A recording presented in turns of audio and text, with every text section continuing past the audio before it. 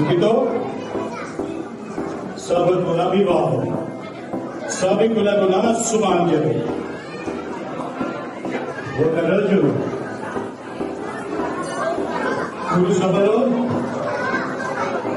విలువిద్య ప్రదర్శన జరుగుతుండగా కర్ణుడు అవమానించబడి తిరిగి వెళ్లిపోతుండగా దుర్యోధనుడు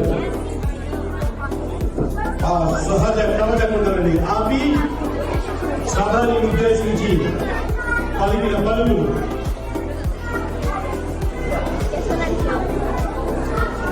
అదాలు ఆచార్యదేవా,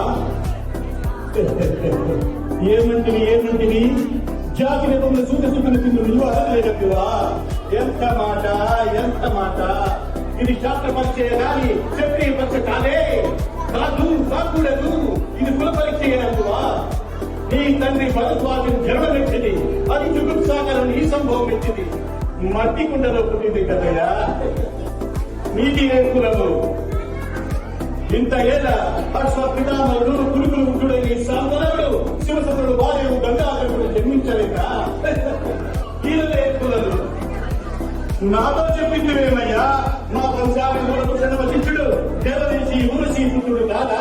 అతను పశ్చిమ జాతి కన్య ధరించేది శక్తిని, ఆ శక్తిని చండాలని పరాశరుని, ఆ పరాశరుడు పల్లి పడుచు వచ్చడిందైన మా తాత వ్యాసుని, ఆ వ్యాసుడు ఇంద్రాండైన మా పితామయ్య అంబికతో మా తండ్రిని, పితామయ్య అంబాలికతో మా పినతండ్రి పాండురాజుని, మా ఇంటి దాసితో ధర్మ నిర్మాణించుడని మీచే కీర్తించబడుతున్న ఈ విదురదేవుని కథలేక సందర్భాలను చూడబట్టి క్షేత్రపీఠ ప్రధానంతో సంచలమైన మా గురువంశము ఏనాడో కులహీనమైనది కాదు.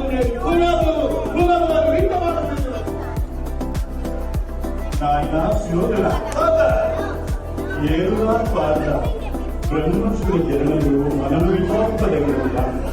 ఇది నువ్వన్నట్టు ముమ్మాటికి శాస్త్రపరిచే శాస్త్రం ఉన్న వారెల్లరూ క్షత్రియుడే, వారిలో రాజ్యం ఉన్నవారే వారు. అన్ని రాత్రే గురువారు పరిషత్తులు పాల్గొనటకు అర్హులు. ఓహో, రాజకుమారులకు నిర్ణయించినది. ఆయన మా సామ్రాజ్యంలో సస్యశ్యామలమై సంపద విరామై వెలుగుతూ అంగరాజ్యానికి ఇప్పుడే ముఠా విశ్వగానం చేస్తున్నాను. సోదరా దుశ్శాసన అనంత నవంత శక్తికి నీకు వేగము మామ గంధాల సారవమ్మ సుడిచిన మరిమై వండిన సురక్షమాసం చెప్తున్నాము.